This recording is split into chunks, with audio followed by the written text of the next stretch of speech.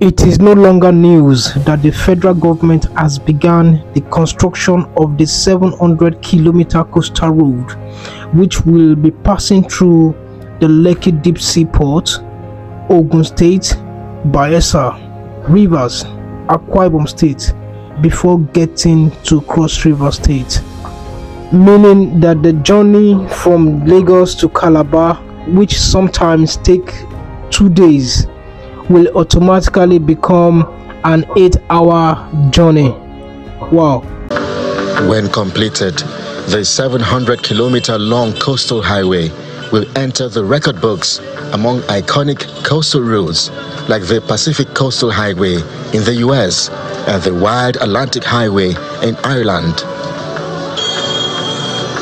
The first phase of 47.47 kilometer starts from Ahmadu Bello Way, Victoria Island in Lagos, and the coastal road will pass through the Lekki Deep Sea Port, Ogun, Ondo, Delta, Bayelsa, Rivers, Akwa Ibom, before culminating in Cross River.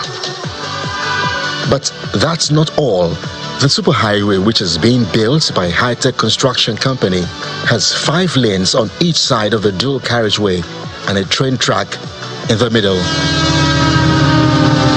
But while the Lagos-Calabar Coastal Road will usher in a new era of ambitious infrastructural development projects in the country, vendors at the popular landmark beach resort site, built to be pulled down, are struggling. Both the Commissioner for Tourism and the Minister for Tourism for the first time in Nigeria at the same time tells you that there must be someone that's saying that we're serious about tourism here. I can't see how a collection of decisions will lead to the demolition of effectively the most impactful and largest tourist platform in West Africa. As the federal government begins construction of the coastal road, most private businesses and residents along the coastal corridors are already counting their losses over the demolition exercise, which was carried out some few weeks ago. Though most of the residents of the Jakonde estate were of the opinion that the houses were not within the blueprint of the coastal road. But here is the phase of the demolition process, which happened on the 16th and the 17th of March 2024. So these were the shanties which were demolished by the government in order to allow the coastal road pass through it, and some of the buildings that were a little bit not affected were given 3 months to evacuate, because from the look of things, this building was so weak and might cause problems in the nearest future. So they were given 3 months to evacuate to allow the coastal road pass through.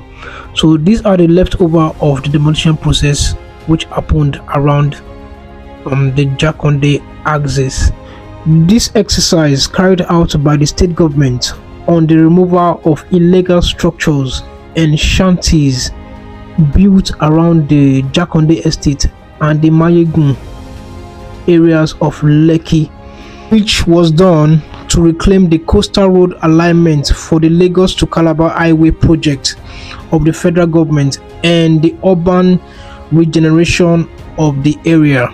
So this has been the leftover of the demolition of the illegal structures and the shanties built around the Jakonde estate.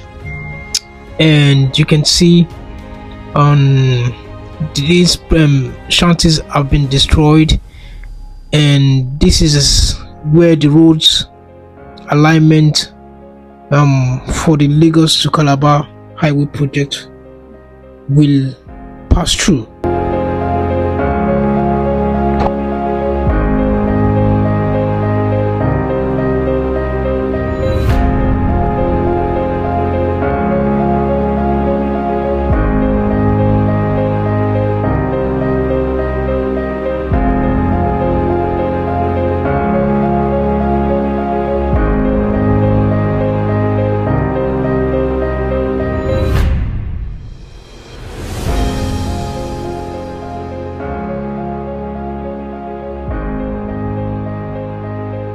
It's rare to see the Minister of Works and his team lead members of the National Assembly to some critical road infrastructure in Lagos. This time, the Minister of Works intends to show off Phase 1 of the 700-kilometer Lagos-Calabar Coastal Highway. The Coastal Highway is one of at least 8 road projects in Lagos under the Federal Ministry of Works. We construct roads under the renewed hope of President Asiwaju Tinubu Ahmed is going to last for 100 years. This project has a self-cleansing mechanism in terms of return on investment. So it's going to pay for itself. So whatever funds that the National Assembly will look for and give us, it will be properly utilized and it will pay for itself.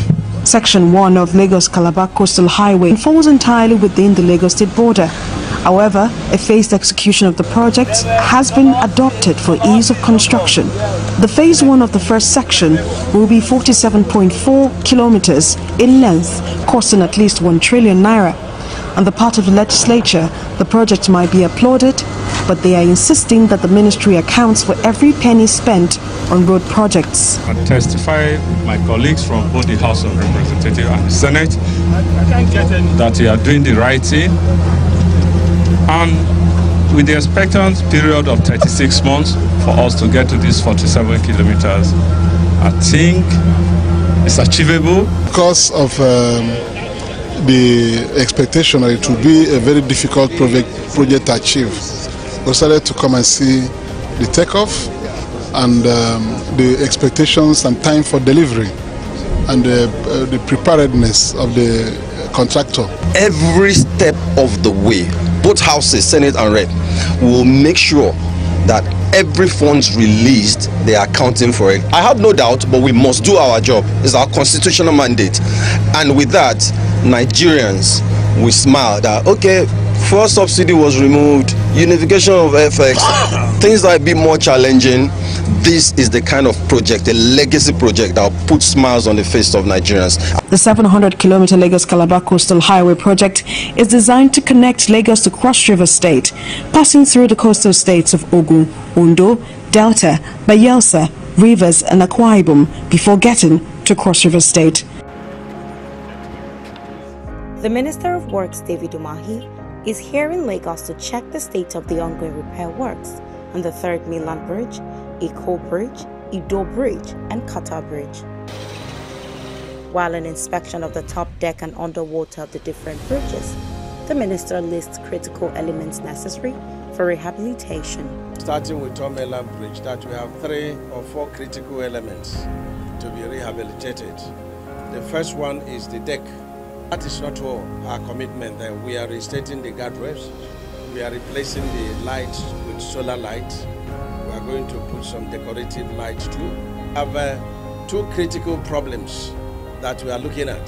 The first one is the scouring and illegal mining, which is causing a lot of the sand to be removed. And if sand are removed around the piles, then the skin friction is less, and then it poses a problem to the stability of the bridge. And the second one is the deterioration of the piles itself. Accompanied by the Federal Controller of Works in Lagos, Olukorede Kesha, Umahi made the official handover of the first phase of the 700-kilometer Lagos-Calabar Coastal Highway. Officially handing over the site to High-Tech Construction Nigeria Limited. So every timetable for the job starts running from today. And we've already said, as a policy of Ministry of Works, that we will not pay variation for any delayed project. The time for this Section 1 is 36 months. It is going to run concurrent with the Section 2 and Section 3. Berger has activated marine equipment to start to prepare all the scaffold. Representatives of High-Tech Construction Nigeria, Julius Berger Nigeria Limited, and other construction companies handling the project pledged their commitment to its success.